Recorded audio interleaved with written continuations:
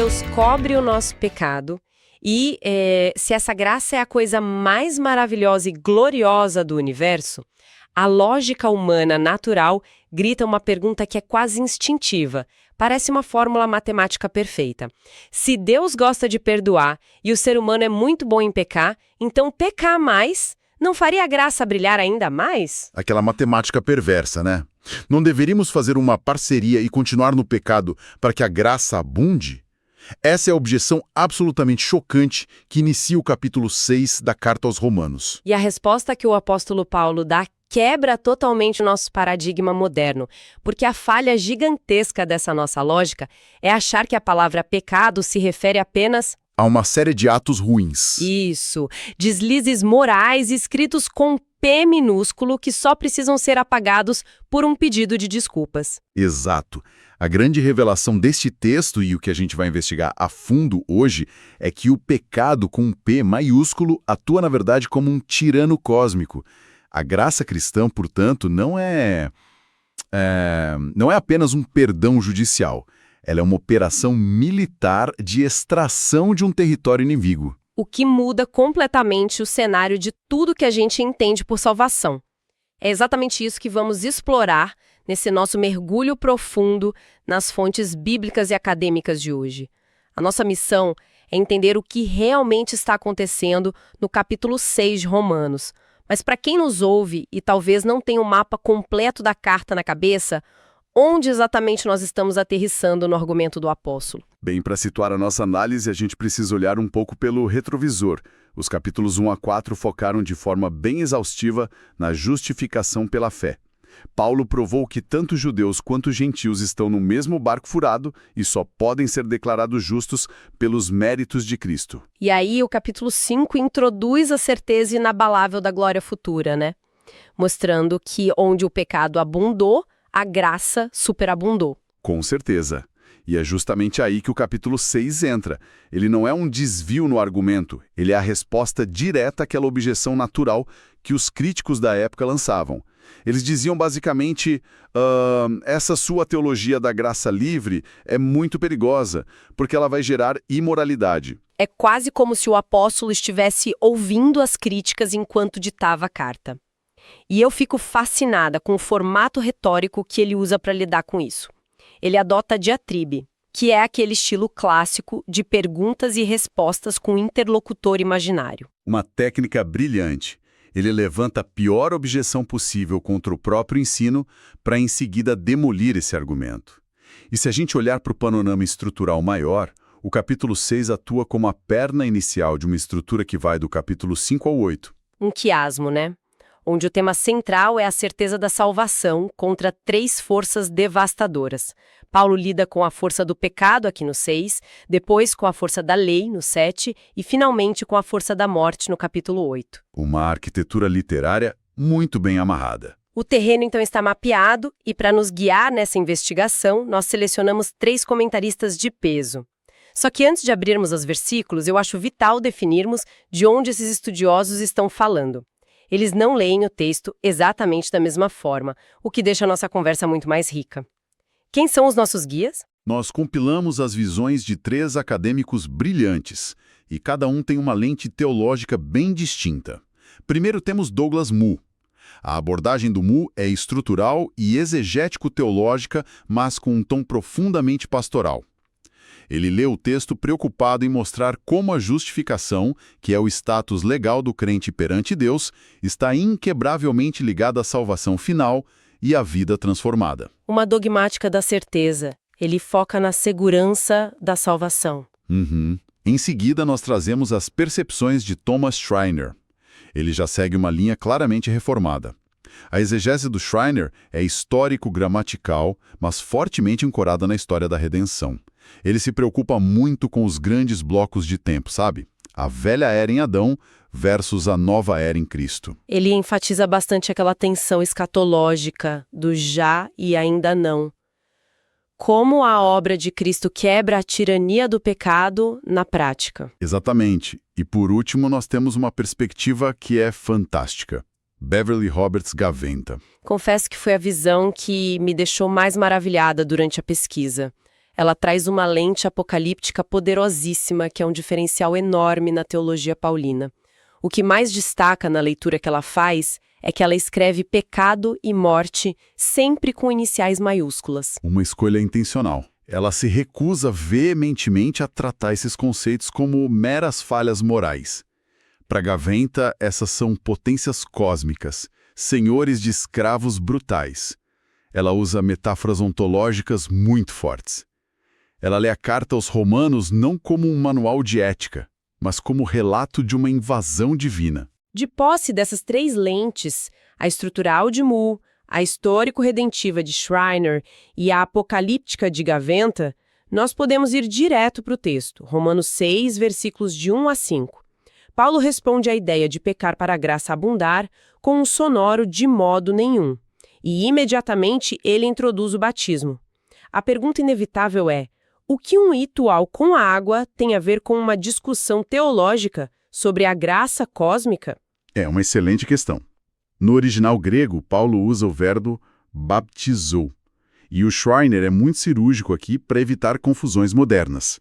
Ele argumenta que Paulo não está promovendo um sacramentalismo, de forma alguma. Aquela ideia de que a água em si tem um poder mágico operando quase que de forma ex opere operato, né? Não existia a ideia de eu abracei a fé hoje, mas vou esperar uns 3 anos para me batizar. O batismo é a ocasião pública da união com Cristo. É a placa de neon dizendo que a pessoa mudou de lado. E a união é o verdadeiro motor teológico destes primeiros versículos. O texto original constrói uma repetição bem intencional do prefixo sim, que significa junto com. Paulo diz que os crentes foram co-sepultados e co-crucificados. E o ápice dessa repetição está no versículo 5 com a palavra symphotoi, que transmite a ideia de ser enxertado, unido de forma orgânica. E é muito bom ver que a ideia de Munn, Schreiner e Gaventa convergem perfeitamente aqui. A morte histórica de Cristo na cruz torna-se a morte pessoal daquele que crê. Eu fico tentando visualizar isso através da lente apocalíptica da Gaventa, porque essa ideia de morrer com Cristo às vezes soa muito poética e pouco prática para a igreja de hoje. Pelo que aprendemos do comentário dela, esse batismo e essa morte representam, na verdade, uma transferência de jurisdição, como se fosse uma mudança de cidadania. É a analogia perfeita. Para Gaventa, o cosmos está dividido.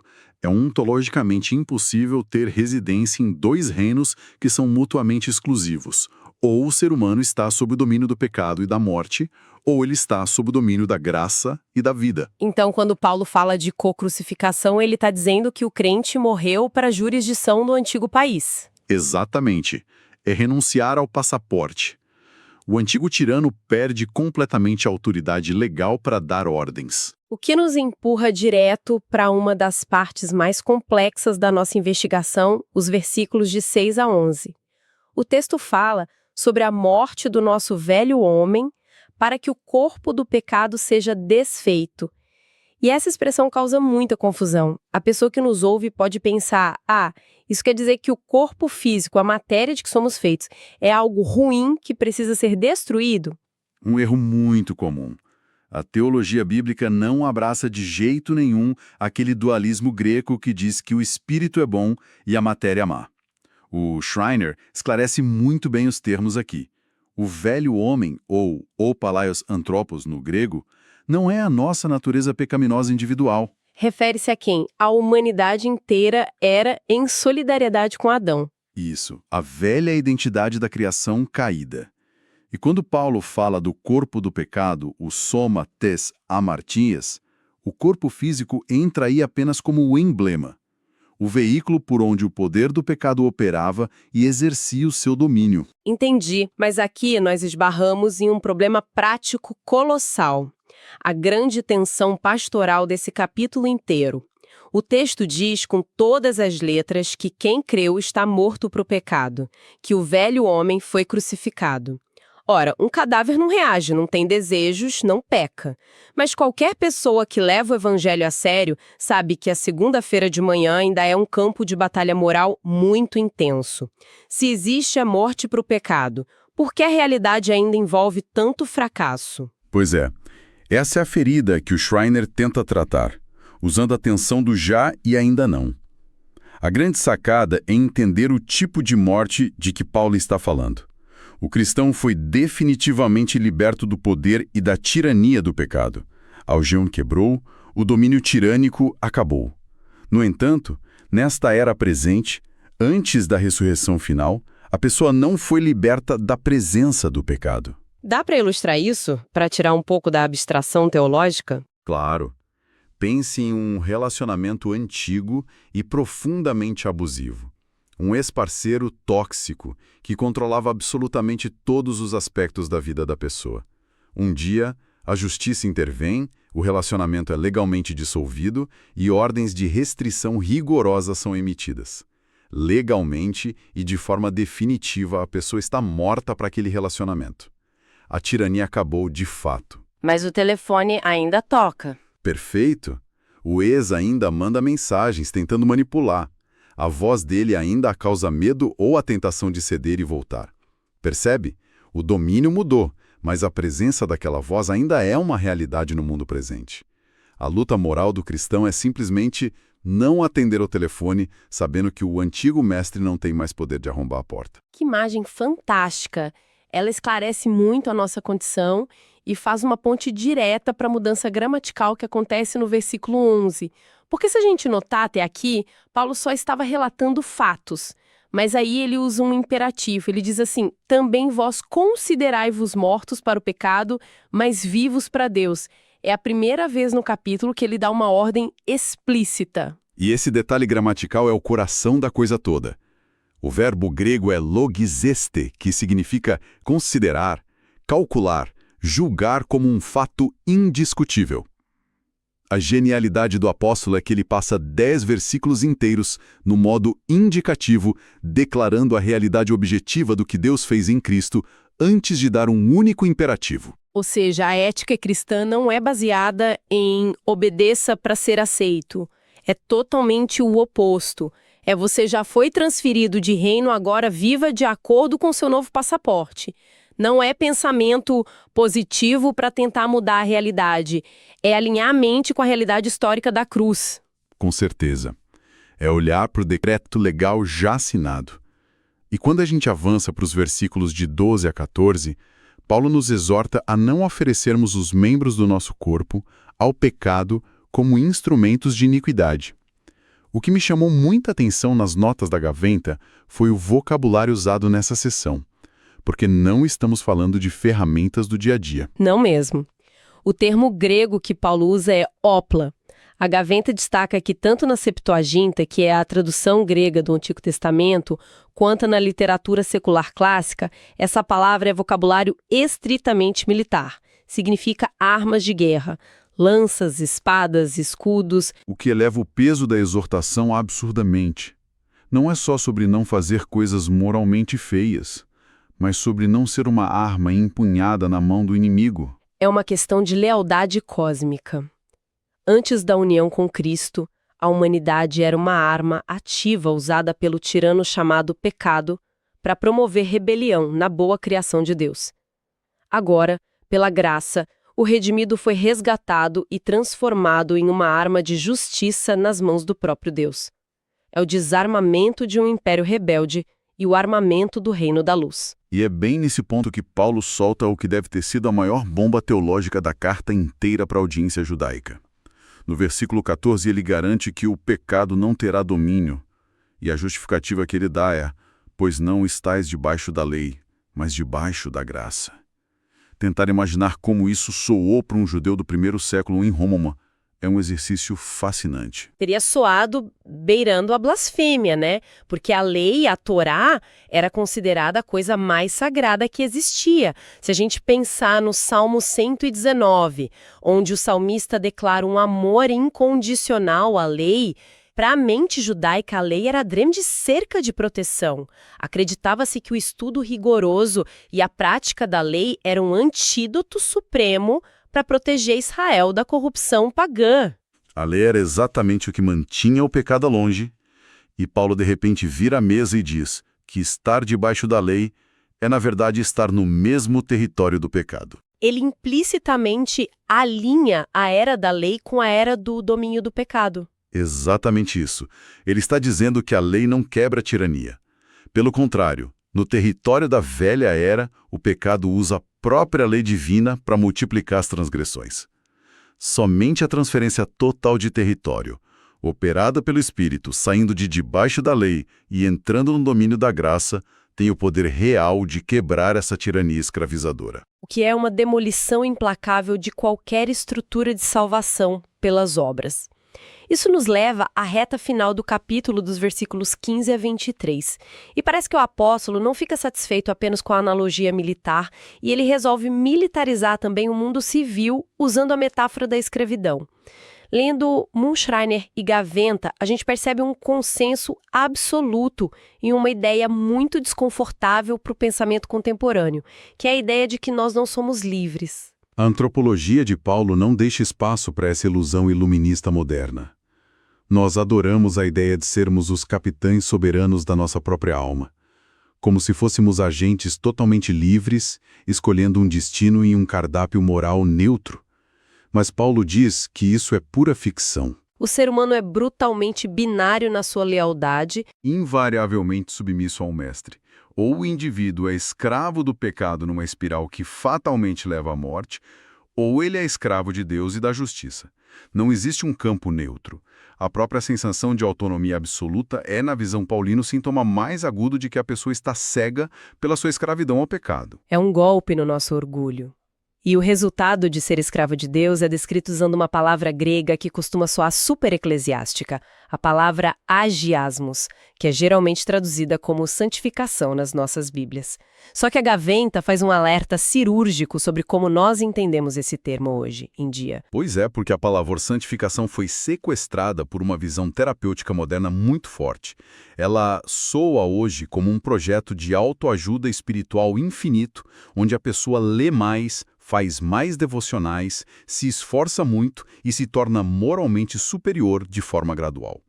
Mas a Gaventa nos lembra que agiasmos denota primordialmente o ato de ser separado e consagrado ao serviço exclusivo de Deus. É um ato soberano de posse. Deus invade as trevas, arranca pessoas das mãos do antigo mestre e a consagra como a sua propriedade exclusiva.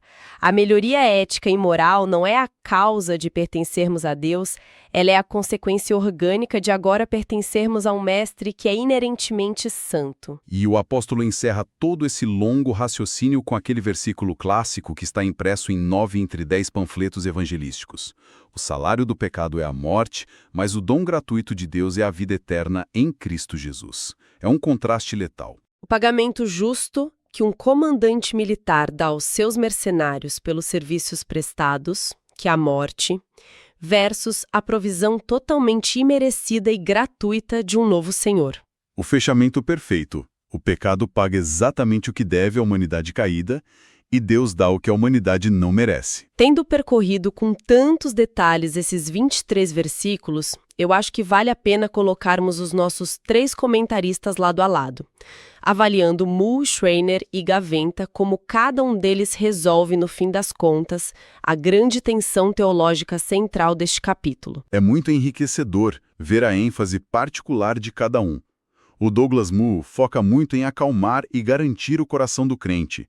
Para ele, o capítulo 6 serve para provar que a justificação não é uma mera ficção legal lá no céu que não muda nada aqui na terra. Se Deus nos reconciliou através da morte do seu Filho quando ainda éramos seus inimigos, é estruturalmente impossível que ele nos perca agora que fomos organicamente unidos à vida de Cristo. Uma âncora de segurança para a alma. E o Schreiner? Thomas Schreiner já é mais o exégeta do campo de batalha. Ele entende plenamente que a estrutura de poder do velho mundo ruiu, mas ele enfatiza que o indivíduo redimido tem o dever sagrado de operar dentro dessa nova história da redenção, lutando ativamente. É uma teologia de combate diário contra os desejos do corpo mortal, mas um combate que não parte do desespero de se provar, e sim fundamentado em uma vitória histórica gigantesca que já foi conquistada. E a Beverly Roberts Gaventa corre por fora com a visão mais panorâmica dos 3. Sem a menor dúvida, ela é a mais provocativa. O grande trunfo da leitura dela é se recusar a domesticar Romanos 6. Ela não deixa que esse texto bíblico vire apenas um conjunto de regrinhas sobre o bom comportamento individual. Para Gaventa, graça e justiça são sinédoques para a própria ação salvífica de Deus invadindo o mundo corrompido. E pecado e morte são potências monstruosas que foram publicamente humilhadas na cruz. Ela expande absurdamente a nossa visão, dizendo que não é só sobre nós decidirmos não cometer um erro amanhã. É sobre o maravilhamento indescritível de termos sido arrancados com poder das garras de um império mortal. Uau! Se fôssemos sintetizar toda essa exegese, todas essas camadas valiosas dos autores em uma única ideia central, memorável, que a nossa audiência pudesse guardar, como poderíamos colocar? Me parece claro que a nossa ideia corriqueira de perdão precisa ser bastante expandida. Com certeza. Eu acredito que a síntese mais fiel que emerge dessas três vozes juntas é a seguinte: a graça cristã não é apenas uma anistia legal que zera a ficha criminal no tribunal de Deus, para que possamos tentar começar de novo. Ela é um resgate cósmico que transfere o indivíduo do domínio opressivo e tirânico do pecado para o território vivo, dinâmico e inabalável do próprio Deus. A justificação altera o status, mas a união com Cristo altera o próprio domínio sobre a nossa existência. O que inevitavelmente nos leva à aplicação.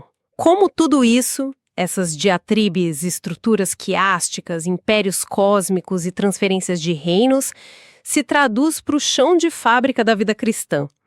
Para quem está ouvindo a gente agora, talvez lidando com uma frustração crônica, uma luta amarga contra o orgulho, um vício invisível ou até mesmo a inveja.